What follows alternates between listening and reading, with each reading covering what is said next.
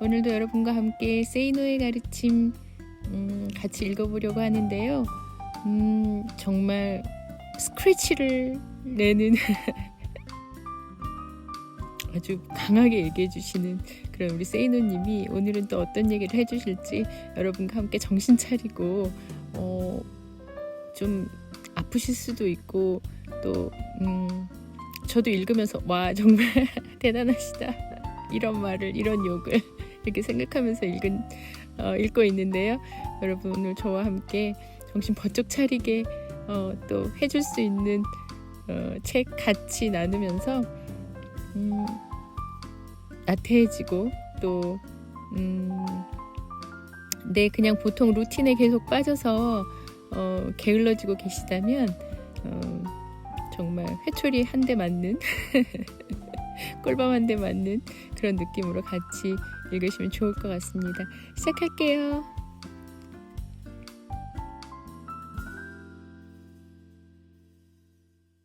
내 학력이 초라하게 느껴질 때 학력은 어느 수준까지 공부했는가? 학벌은 인류대학을 나왔는가? 학력은 있는데 학벌이 떨어지는 사람은 어떻게 해야 합니까? 학벌이 중시되는 집단은 가능한 한 멀리해라. 한국 사회에서 학벌이 신통치 않으면 학력이 아무리 좋아도 일단은 제쳐진다. 학벌 쟁쟁한 인사권자들이 이류대 졸업자들의 서류들을 거들떠볼 가능성은 크지 않다는 말이다. 이 사실을 모르면 이류 학벌로 기를 쓰고 인류 학벌 집단에 들어가려고 애쓰다가 좌절하거나 그 집단에 별의별 방법을 다 동원해서 들어간다고 해도 외톨이 신세가 되고 만다. 자기 자신은 스스로 능력을 충분히 갖추고 있다고 자신해도 학벌로 만들어진 학연의 벽을 뚫기란 쉽지 않다. 솔직히 말해서 나는 다니나 마나 한 대학을 그것도 대학원까지 기쓰고 다니면서 취직 걱정을 하는 사람들을 보면 이해가 가지 않는다. 자, 그렇다면 학벌이 약한 사람이 취직을 하려면 어떻게 해야 하는가? 1998년 초 외환 위기로 온 나라가 풍비박산이 나면서 취직하기가 하늘의 별 따기만큼 어려웠던 시절, 내가 경영한 외국 법인에서 신입 여직원들이 필요해서 이른바 인류대 취업실에 공고를 부탁했던 적이 있다. 제출된 이력서 중에는 내가 학교 이름조차 한 번도 들어보지 못했던 한 지방대 졸업자가 한 명 있었는데 영어나 컴퓨터 모두 상당한 실력을 객관적으로 갖추고 있었다. 나는 그녀에게 흥미를 느껴서 면접 대상자에 포함시켰다. 그리고 면접에서 나는 그 지원자에게 물어보았다. 인류대 출신이 아닌데 어떻게 이력서를 제출할 수 있었는지를. 그녀의 대답은 이러했다.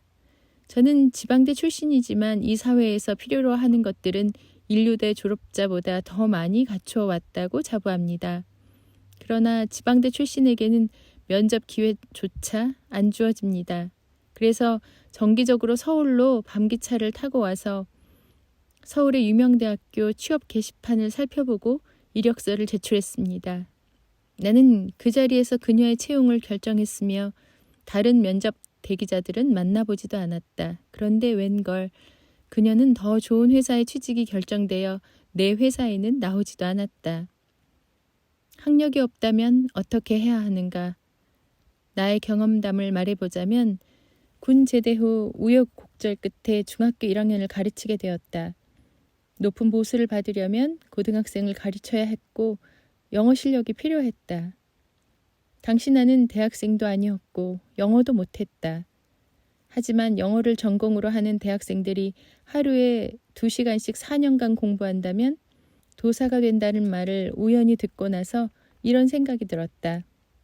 하루에 2시간씩 4년, 하루에 4시간을 하면 2년, 8시간이면 1년, 16시간이면 6개월, 18시간이면 6개월도 안 걸린다는 말인데 한번 미쳐보자. 그 기간 동안 나는 몸을 움직이면 피곤해지고 밥도 많이 먹게 되어 졸음이 오게 되므로 외출이나 목욕도 하지 않고 오줌통에 소변을 보고 하루에 2끼를 최소량만 먹으며 혼자서 영어에 미쳤고 5개월 후 치른 첫 토플에서 570점 이상을 받았다. 얼마 후 나는 그 점수를 갖고서 미 8군에 있는 미국 대학교 분교에 들어갔고 그 점수를 학부형들에게 보여주면서 고3 학생도 가르칠 수 있었고 토플 점수를 계속 올려나갔으며 닥치는 대로 갖가지 분야를 공부하였다. 지금 생각해보면 누가 미 8군 내에 있는 대학 분교를 알아준단 말인가. 학력이 없는 사람들이 저지르는 잘못은 일을 배우려 하지 않고 돈을 쫓아다닌다는 것이다. 누구나 쉽게 배울 수 있는 일은 절대 하지 마라. 예를 들어 대리운전은 제 아무리 수입이 좋아 보여도 시간당 인건비는 많이 챙길 수 있을지 모르지만 길게 보면 전혀 도움이 안 되는 일이다. 그러나 지금 당장 먹고 살기 힘들다면, 빚이 많다면, 땡전 한 푼 없다면 그 일을 해라.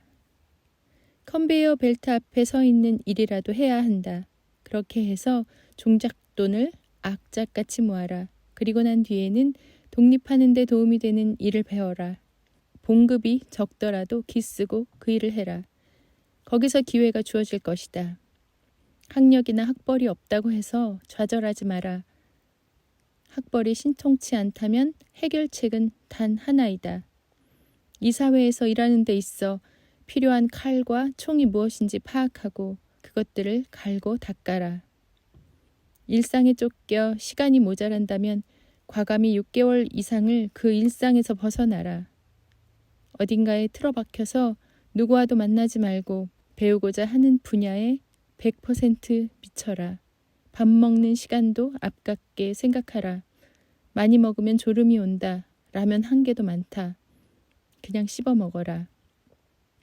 그리고는 스스로 독립하거나 중소기업 같은 작은 조직에 들어가는 것이 좋다. 사람들이 알아주는 좋은 회사라는 곳에 다니지는 못하겠지만 일 전체를 배우게 되며 길거리 지식을 얻게 되어 부자가 될 가능성이 높아진다. 극복해야 하는 것은 체념과 게으름이다.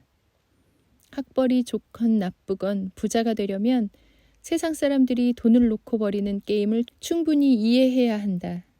그 게임에 대해 문외한이라면 아동도서, 펠릭스는 돈을 사랑해 같은 쉬운 책부터 읽어보라. 하루에 3시간 이상 자기를 위한 투자에 사용하라. 학벌이나 학력이 없어 성공하지 못한다는 말은 게으른 사람들의 핑계일 뿐이다. 부자가 되려면 학교 공부를 열심히 해야 하는가? 예전에 미국 경제 잡지 포브스가 발표한 내용을 보면 세계 400대 거부 가운데 58명은 대학을 가지 않았거나 중퇴했다. 그러나 이들의 재력은 평균보다 훨씬 많았으며 미국 동부의 사립 명문대 아이비리그 출신자들보다 평균 2배가 더 많았다. 즉, 학력이 좋지 않은 사람들이 돈을 더 많이 벌었다는 말이다. 재미있는 것은 학력과 학벌이 화려한 사람들이 들어가고자 애쓰는 회사들이 대부분 학력이 짧은 사람들이 만든 회사라는 점이다. 이 사실은 부자가 되려면 학교 공부를 하지 말라는 뜻일까? 헛소리 하지 마라. 특출한 능력과 노력이 따로 없는 한 학교 공부를 너무 안 하면 아예 기회가 박탈되어 실업자가 될 가능성이 확률적으로 더 높다. 초등학교도 제대로 다니지 못했던 에디슨은 학교 무용론을 직접 실천하고자 자기 아들을 학교에 보내지 않았는데 그 아들은 나중에 사기꾼이 되어 감옥살이도 하였고 평생 비참하게 살았다고 한다. 부모들이 자녀에게 공부하라고 닥달하는 이유는 단순하다. 일반적인 봉급 생활자보다 돈을 더 잘 버는 전문 직업을 가지려면 갖가지 자격시험을 잘 치러야 하므로 공부를 잘해야 하고 좋다는 직장 역시 좋은 학교를 나와야 들어갈 수 있기 때문이다. 물론 학교 공부 자체를 잘한다고 해서 또는 오래 공부하였다고 해서 경제적 수입이 언제나 정비례하는 것은 전혀 아니다. 학교 교육을 무시한다면 이를 배울 수 있는 기회가 주어지지 않아 확률적으로는 실업자가 될 가능성이 크다. 한때 여러 회사에서 신입사원을 능력만 보고 채용하겠노라고 선언했지만 도대체 그 능력이라는 것은 일을 시켜보지 않으면 알 수가 없기 때문에 결국은 다시 학력과 학벌을 보는 쪽으로 되돌아갔다는 점도 기억해라. 학력이 높거나 학벌이 좋으면 능력마저 뻥튀기 시킬 수 있다. 예컨대 수년 전 어느 고교 졸업자가 화려한 학벌과 경력의 경제 분석 전문가로 위장하여 책도 쓰고 TV에도 등장하고 재벌 회장들에게 정기 브리핑까지 하면서 유명 인사가 되었으나 모 기업체에 스카우트 되는 과정에서 우연히 학력이 들통난 경우가 있었다. 능력이 있어도 학벌이나 학력이 없으면 인정받기 힘들며 능력이 없어도 학벌이나 학력이 있으면 일단은 숨을 수 있다. 학력이 높고 학벌이 좋을수록 인맥 형성이 손쉽다. 기업체에서 원하는 사람은 수익을 창출해내는 사람이고 문제 발생 시 해결할 수 있는 능력의 소지자다. 학벌이 좋으면 어떤 문제가 발생했을 경우 사회 전반에 퍼져 있는 친구들의 도움을 받기가 쉽다. 이것은 사업이나 장사를 할 때도 마찬가지다. 미국 하버드 대학에서 신입생을 뽑을 때 지역과 인종을 고려하는 이유 역시 학생들이 서로의 다양성을 배우고 졸업 후 서로의 경험을 공유하도록 하는 데 목적이 있다. 즉, 휴먼 네트워크가 자연스럽게 형성되는 것이다. 특히 고등학교는 그런 의미에서 매우 중요하다. 어떤 이득을 위해 만들어진 친구 관계가 아니라 말 그대로 우정이 형성되는 시기이기 때문에 세월이 흐른 뒤 만나도 거리낌이 없다. 제 아무리 지위가 높은 친구라 할지라도 고교 동창생이라면 전화를 걸 수도 있고 찾아가 만날 수 있다. 대학 동창들은 전공이 비슷하다 보니 사회 진출 이후 교제의 폭이 넓지 못하다. 전 세계 어느 나라에서건 학부모들이 자녀를 인류 중고등학교에 보내려는 이유가 바로 여기에 있다. 외국에서 고등학교와 대학을 나오게 되면 한국에서의 인맥은 아주 약하게 된다. 빌 게이츠가 고등학교 학생들에게 연설한 인생의 법칙 중 마지막 법칙, 공부만 하는 바보를 잘 대해라. 나중에 그 바보 밑에서 일하게 될 가능성이 높으니까 라는 말은 그래서 진리이다. 기억해라. 일자리를 주는 집단에서의 1차적 잣대는 학력과 학벌이다. 가난에서 탈출하여 경제적으로 잘 살고 싶고 공부에 소질이 있으면 반드시 인류대에 들어가 돈과 관련된 분야를 공부하고 환경이 허락한다면 공부를 더욱더 오래 많이 해서 그 분야에서 최고의 학력과 학벌을 갖추어라. 그렇지만 명심해라. 좋은 학력과 학벌을 갖고 있다는 것은 첫 출발점에서 폼나게 설 수 있으며 가난에서 쉽게 탈출할 수 있다는 뜻이지 자동으로 부자가 되는 길이 열리지는 않는다는 것을 말이다. 왜냐하면 그 출발점에는 비슷한 학력과 학벌 소지자들이 다 같이 경쟁자로 서 있기 때문이다. 초등학교만 나온 어떤 사람이 고생 끝에 거대한 전기회사를 설립하였고 사원 모집 공고를 냈다. 초등학교만 나온 다른 사람이 사장 역시 초등학교만 나왔다는 사실에 용기를 얻어 그 회사에 입사 지원서를 냈다. 하지만 서류에서 불합격 처리되었다. 이에 화가 난 그는 회사 사장을 방문하여 항의했다. 저는 초등학교만 나왔습니다. 사장님도 그렇지 않습니까? 사장은 이렇게 말했다. 나는 초등학교만 나온 사람을 무시하는 것이 아닙니다. 나는 사람의 능력이 학력과 비례한다고는 생각하지 않습니다. 그러나 당신에게 능력이 있는지 없는지, 당신이 에디슨인지 아닌지를 판가름하고 기다릴 시간이 나에게는 없습니다. 시간을 절약하기 위해서 결국 우리는 1차적으로 검증된 사람을 채용할 수밖에 없습니다. 한국에서만 이런 것이 아니다. 전 세계 어디에서나 인류 대학을 나오면 이른바 좋은 직장을 얻을 수 있다. 기득권 사회에서 학벌을 중시하는 이유는 그것 말고는 일을 잘할 수 있는지의 여부를 판가름할 방법이 없기 때문이다.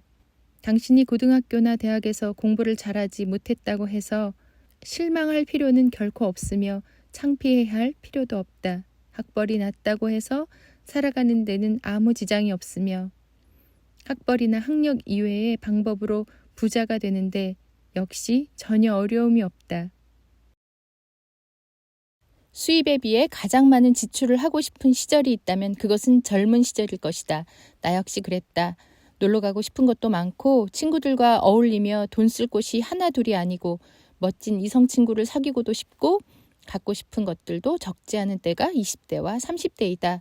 결혼을 할 때도 기억에 남는 화려한 결혼식을 올리고 싶고 가구도 좋은 것으로 장만하고 싶고 뭐 그럴 것이다.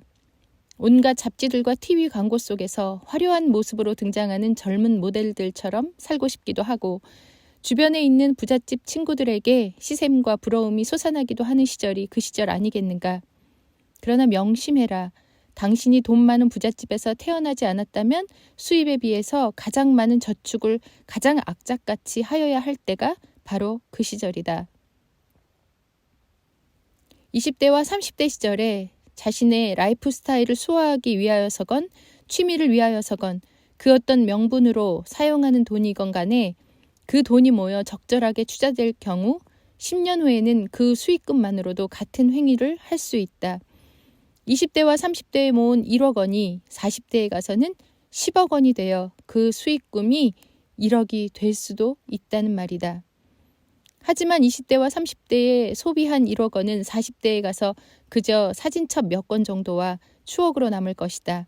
게다가 30대에 1억 원을 모으는 데 들어가는 노력은 40대에 1억 원을 모으는 데 들어가게 될 어려움의 절반도 되지 않는다. 나이가 들면 들수록 돈 쓸 것이 늘어나기 때문이다. 하지만 수많은 젊은이들은 지출을 줄이는 대신 쉽게 떼돈을 벌어 자신의 욕구를 더더욱 충족시킬 수 있을 것으로 여기면서 주식이나 다단계의 미혹에 빠져든다. 내가 독자들에게 받는 메일들 중 정말 대책이 안 서는 경우가 바로 그렇게 해서 빚을 많이 지게 되는 사람들이다. 솔직히 말해 나는 그런 사람들은 고통을 받아도 싸다고 믿는다. 누군가의 수술비 때문에 빚을 지게 된 것이 아니라면 말이다. 그 빚이 가족의 잘못으로 인한 경우는 어느 정도만 안타깝게 여기며 친구나 타인의 잘못으로 인하여 빚이 생긴 경우는 조금만 안타깝게 여긴다. 본인의 잘못도 있다고 생각되기 때문이다. 어쨌든 빚이 있는 경우 재테크 투자에 대한 공부는 언제나 무모함을 저지르게 되기 때문에 내가 그런 사람들에게 주는 조언은 오직 한 가지. 재테크에 대한 공부는 깡그리 잊어버리고 거지처럼 살면서 빚부터 갚으라는 것뿐이다.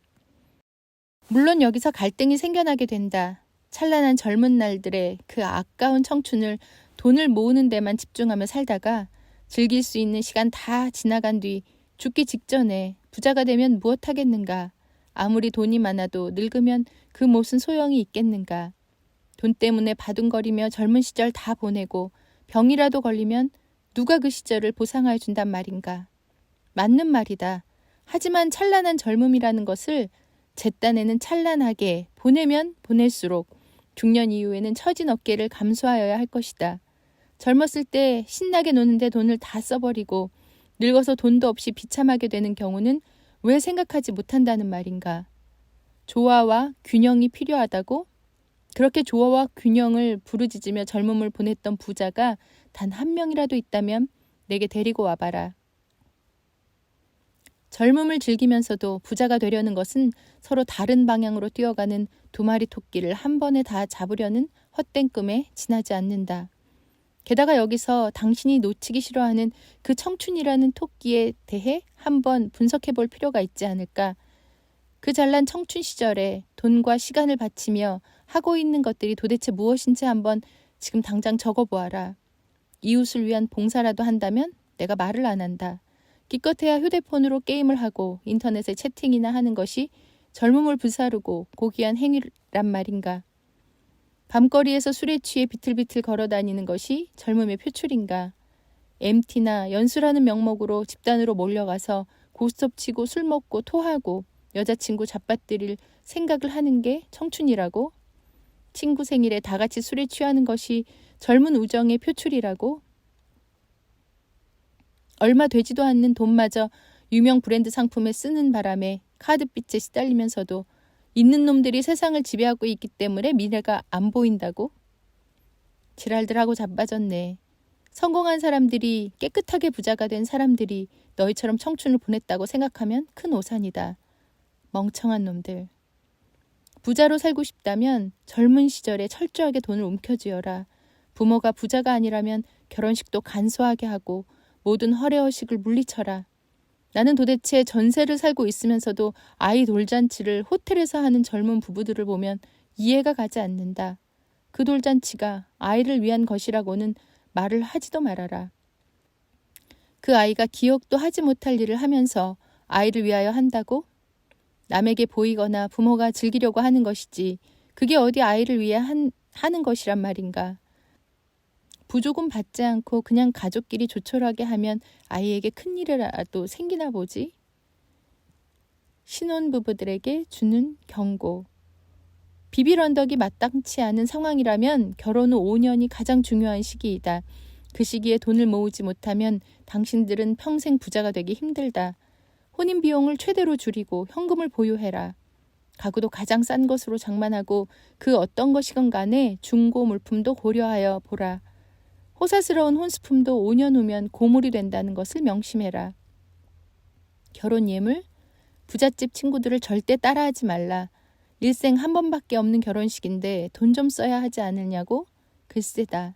그렇게 시작한 부부들 3-4쌍 중 1쌍은 이혼하며 대다수는 평생 돈 걱정하면서 살게 된다는 것을 기억하여라. 총각 시절 내가 갖고 있던 것들은 대부분 중고였다. 결혼 전 내가 아내에게 사준 첫 커피는 특급 호텔 커피였으나 첫 음식은 청계천 벼룩시장에서 다 찌그러진 양은 냄비에 끓여주는 1,000원짜리 동태찌개였고 첫 선물은 그 시장에서 팔던 1,000원짜리 목도리였다. 결혼 전 나는 빚도 많았기에 아내에게 와인 한 잔 사준 적도 없다. 당신이 처녀라면 그런 나를 좋아할 수 있었을까? 그럼에도 불구하고 아내는 내게 결혼하자고 프로포즈를 했다. 그 당시 내 처지는 빚이 많았기에 당시 동부이천동 25평 맨션 아파트 한 채 값이었다. 여자에게 먼저 프로포즈를 할 처지가 아니었다. 결혼 후 나의 월수입은 결코 적지 않았으나 내가 진 빚부터 갚아야 했기에 우리는 전혀 돈을 쓰지 못했다. 결혼 후 2-3년이 지나자 나는 빚도 갚을 수 있었고 어느 상호 신용금고에서 경매로 넘기기 직전에 아파트를 싸게 구입하였다. 하던 사업도 그럭저럭 되어가면서 다시 1년 후 자가용과 기사도 마련하였고 돈이 모이기 시작하였다. 하지만 20억이 현금으로 모일 때까지 그 누구에게도 심지어 아내에게도 내게 돈이 얼마나 있는지 말도 하지 않았고 티도 별로 내지 않았다. 돈이 있다고 소문이 나면 언제나 날파리들이 몰려든다. 자가용과 기사를 둔 것은 돈 있는 티를 낸 것이 아니냐고? 아니다. 길거리에 허비하는 시간을 절약하려고 그랬다는 것이 더 정확하다. 젊은 시절에 돈에 대하여 어떤 태도를 취할 것인가 하는 문제는 개개인의 선택일 뿐이다. 다만 내가 지적하고 싶은 것은 당신이 특별한 재능도 없는 보통 사람이라면 당신 호주머니에 돈이 쌓이는 법칙은 단 하나라는 사실이다. 먼저 몸값을 올려나가면서 최대한 절약하고 최대한 먼저 모아라. 그러면 먼저 쌓일 것이다. 그 쌓인 돈이 부자가 될 종잣돈이 된다. 젊었을 때 놀 것 다 찾아다니고 즐길 것 다 찾아다니며 카드를 긁고 쉴 것 다 찾아먹는 사람들이여. 당신들과는 전혀 다른 방식으로 삶을 살았던 덕분에 부자가 된 사람들이 당신들과 별다를 바 없이 젊음을 보냈던 사람들은 절대 아니라는 것을 기억해라. 명심해라. 당신이 생활 태도를 바꾸지 않는다면 언젠가는 다음 19절이 당신의 마음을 송곳처럼 찌르게 될 것이다. 뭘 했니? 여기 이렇게 있는 너는, 울고만 있는 너는, 말해봐. 뭘 했니? 여기 이렇게 있는 너는 내 젊음을 가지고 뭘 했니? 어릴 때부터 가난, 술, 여자, 동성애, 질병, 교도소 등의 단어로 얼룩진 지저분한 삶을 살다가 동거하던 창녀 앞에서 죽었던 프랑스의 시인 폴 베를렌, 곽광수 교수님이 번역한 그의 시 하늘은 지붕 위로 중 일부를 인용했다. 원래 이 시는 그의 시집 예지에 수록된 것으로 국내외에는 시의 첫 구절이 제목으로 알려졌다. 폴 베를렌이 감옥에서 자신이 살아온 삶을 통회하면서 이 시를 썼다고 알려져 있음을 염두에 두고 감옥에서 창살 사이로 밖을 내다보는 그의 상상을 하며 직접 번역한 시 전문을 아래에 실었다. 하늘은 지붕 위로 폴 베를렌. 하늘은 저기 지붕 위에서 너무도 푸르고 참으로 조용하구나. 종려나무는 지붕 위에서 잎사귀 일렁이고 종은 우리가 보는 하늘 속에서 부드럽게 울리고 새는 우리가 보는 나무 속에서 애처롭게 울고 이런 하나님 맙소사 삶은 바로 저기에 단순하고 평온하게 있는 거구나. 이 평화로운 웅성거림은 저기 마을에서 들려오는 것. 너는 뭘 했니? 오, 너 말야. 바로 여기서 계속 울고만 있는. 말해봐. 너는 뭘 했니? 너 바로 여기 있는. 내 젊음을 갖고 뭘 했니?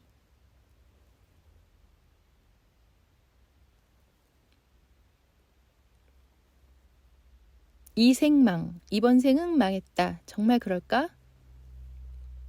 노력은 정말 개소리일까? 중산층 이하의 가정에서의 자녀들이 자신들의 처지를 부잣집 자녀들과 비교하면 그럴 수 있다. 가난한 집 자녀들의 경우에는 더욱더 그럴 수 있다. 그런데 잠깐만. 어느 시대이건 빈민층, 서민층, 부유층은 동시에 존재하여 왔다. 내가 얘기하고 싶은 것은 70년대 말 가난하였던 내가 겪었던 절망감이며 실업률이니 취업률이니 그런 것과 상관없이 언제나 절망의 골짜기를 있어 왔으나 그 골짜기에서 빠져나온 사람들도 존재하였다는 점이다. 그런데 왜 유독 작금의 MZ세대에서는 이 생망이 두드러지게 나타날까? 첫째, SNS 때문이다. 돈 자랑하는 연놈들이 하나 둘이 아니다 보니 그들을 자기 자신과 비교하면서 생기는 박탈감의 크기가 과거의 그 어느 시대보다 증가되었다. 그러나 정작 당사자들은 그 사실을 전혀 인식하지 못하고 여전히 휴대폰을 만지작거린다. 그 멍청한 연놈들아.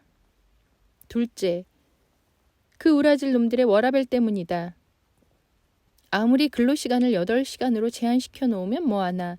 그 8시간 밖의 시간을 자기에게 재미있는 것들을 하는 데에만 사용하는데 무슨 변화가 생기겠는가. 셋째, 잘못된 부동산 정책 때문에 두 다리 쭉 뻗고 편하게 누울 만한 공간을 미래에 소유한다는 것이 거의 불가능하게 계산되기 때문이다. 내 나이 30에서 50대 시절 부동산 값이 뛰면 돈 벌었다고 좋아하기보다는 집 없는 직원들 때문에 걱정이 되곤 했다. 개인적으로 나는 주택으로 돈을 벌 생각은 전혀 없었고 집값이 오르면 갖고 있던 집 팔아봤자 크기를 줄이거나 외곽으로 가지 않는 한 새로 이사 가려는 집도 다 같이 가격이 올랐으므로 자산 증식의 의미가 전혀 없다고 생각해왔고 지금도 그렇다. 문제는 직원들인데 내가 주는 보수로 알뜰살뜰 집을 마련할 수 있어야 하는데 그렇게 하는 게 어려워질수록 결국 직원들은 우울해질 것이고 일하는 게 재미가 있겠는가. 그런데 말이다. 부동산은 코스톨라니가 말하듯이 사이클을 탄다. 상승기가 있으면 하강기가 있다는 말이다. 10년 주기설도 있지 않은가. 이미 2022년 하반기부터 부동산 시장은 하얀 곡선을 그리고 있다. 또한 거주 공간에 대해 남들과 비교하지 말아라. 20대 중반에 나는 약수동 언덕 위로 한참 올라가야 하는 개인주택의 차고를 월세 몇만 원에 빌려서 약 4년 동안 그곳에서 살았다. 서울 중구 신당동인데 현재는 94년에 세워진 작은 연립주택이 있다. 그 4년 동안 내가 이 생망을 얘기하고 있었을까? 나는 내 몸을 편히 누울 수 있고 책을 읽을 수 있고 음악을 들을 수 있는 공간이라면 아무리 교통이 불편하고 작고 허름하여도 행복하였다. 정말이다. 처지에 맞는 공간을 찾아라. 물론 내 말이 라떼로 들리기도 할 것이다. 당신이 그곳에서 살았다고 해서 나도 그렇게 살아야 해? 라고 말이다. 내 대답은 그렇다. 개뿔도 내세울 것이 없다면 당연한 거지 수준으로 살면서 시간을 아끼고 능력을 키워나가며 돈을 모아야 한다.